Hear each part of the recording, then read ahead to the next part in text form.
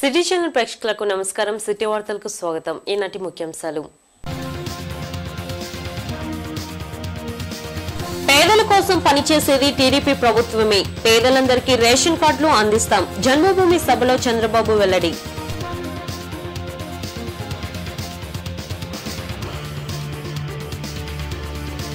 సంగం డైరీలో అభివృద్ధి కార్యక్రమాలను ప్రారంభించిన సీఎం చంద్రబాబు.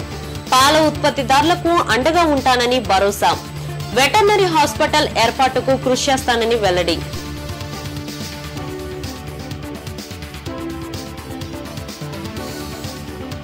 అమరావతిని బెస్ట్ సిటీగా నెలకొల్పుతాం. ప్రజలు సహకరించాలన్న సీఎం చంద్రబాబు.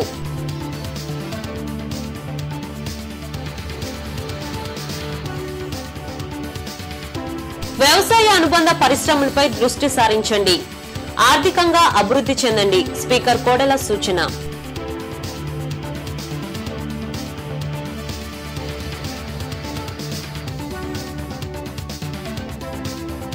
ప్రభుత్వ పథకాలు పేదల ధరికి చేర్చడమే టీడీపీ లక్ష్యం. జన్మభూమి కమిటీల ఉద్దేశం అదేనన్న మంత్రి పుల్లారావు.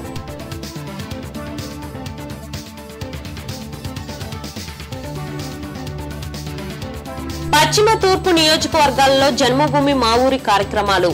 పేదల సంక్షేమ ఫలాలు పంపిణీ చేసిన నేతలు.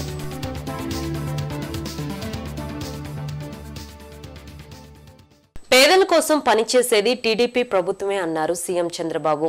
తెనాలి చెంచుపేటలో నిర్వహించిన జన్మభూమి మా ఊరు కార్యక్రమంలో ఆయన పాల్గొన్నారు.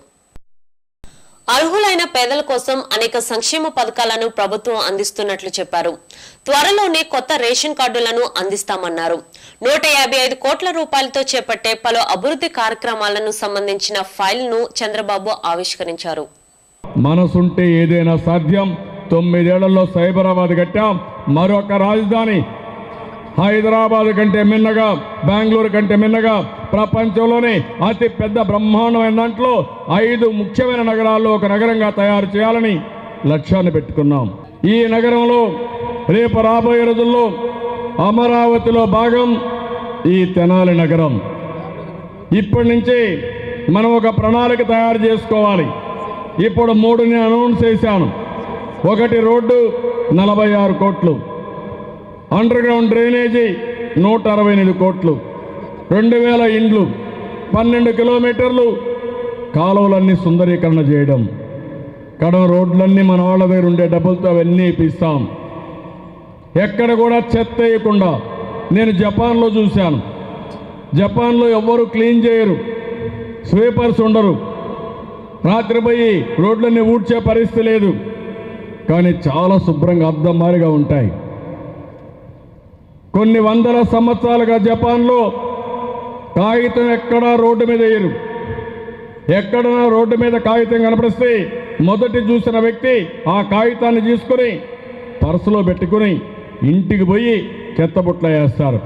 పేరు మాత్రం మిగిలింది, ప్యారిస్ మాత్రం దగ్గరలో లేదు.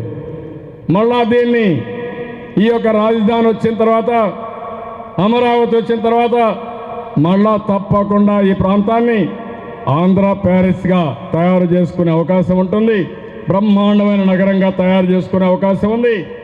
దీనికి మీరందరూ సహకరించాలని కోరుకుంటూ, పాడి పరిశ్రమల రంగంలో ఎప్పుడూ నష్టాలు రావని ముఖ్యమంత్రి చంద్రబాబు అన్నారు. రైతులు పంట నష్టపోవచ్చేమో గాని పాల ఉత్పత్తిదారులు మాత్రం ఎప్పుడూ ఆదాయం కోల్పోలేదన్నారు. సంగం డైరీలో నూతనంగా నిర్మించిన ధూళిపాల వీరయ్య చౌదరి భవనాన్ని చంద్రబాబు ప్రారంభించారు.